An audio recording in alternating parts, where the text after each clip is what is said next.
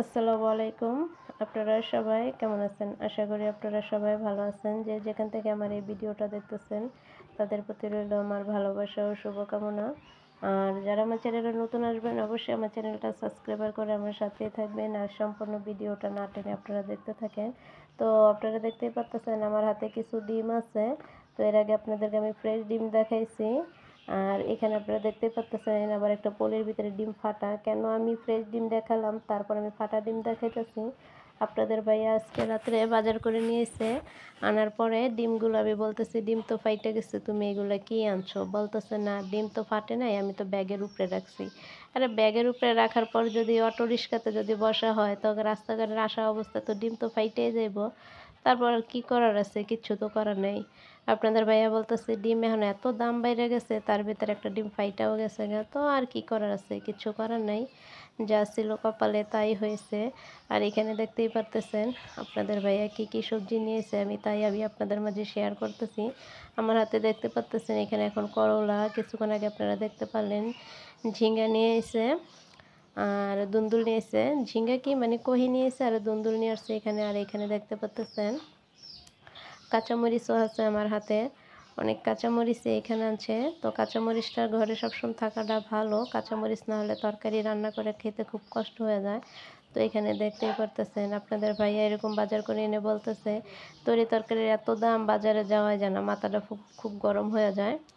তো এখানে আরও কিছু বাজার নিয়ে এসে আবার দেখতেই পাচ্ছেন আমার হাতে শসা আছে। এই গরমে ঠান্ডা তরকারিটা খাওয়াটা সবচেয়ে ভালো, যার কারণে এখানে শসা নিয়ে এসে।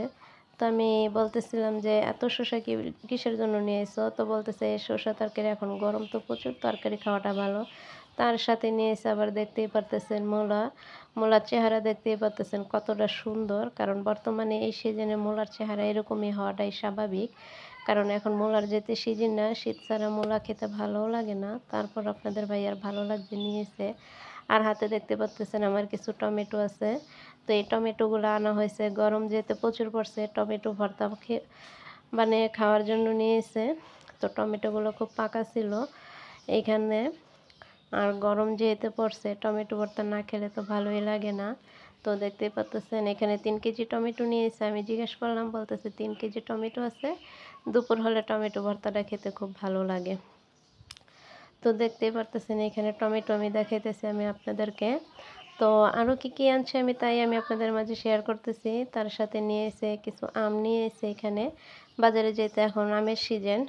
তো এই আম নিয়ে এসে আমি তো খুব রাগারাগি করছি, কারণ এখন আম খেলে খুব ভালো লাগবে না, কারণ এখন আম পাকার সময় হয় নাই। তারপরও এখানে আম নিয়ে এসে এগুলো পাকা, এগুলো মেডিসিন দিয়ে পাকা হয় আম, কারণ এগুলো বাচ্চাদেরকে খাওয়ালে আরও ক্ষতিকর। তারপরে নিয়ে এসে বলতেছে আম যেহেতু এখন নতুন বের হয়েছে, পাকা আম না খেলে কি আর হয়? তার কিছু করার নেই, গিয়ে নিয়ে এসে যেহেতু পাকা আম।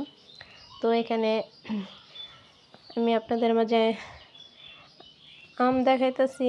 তো এরই মধ্যে আবারও আপনাদের ভাই আরও কি নিয়ে এসে আপনারা তাই দেখতে থাকেন, না দেখলে বুঝবেনই না যে তরি তরকারির এতটা দাম, মানুষ কি খেয়ে বাঁচবে।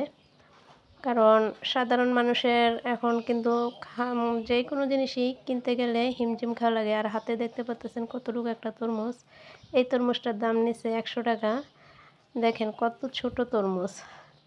তো তরমুজটা ছোট হলে কী হয়েছে, তরমুজটা খুব মিষ্টি ছিল।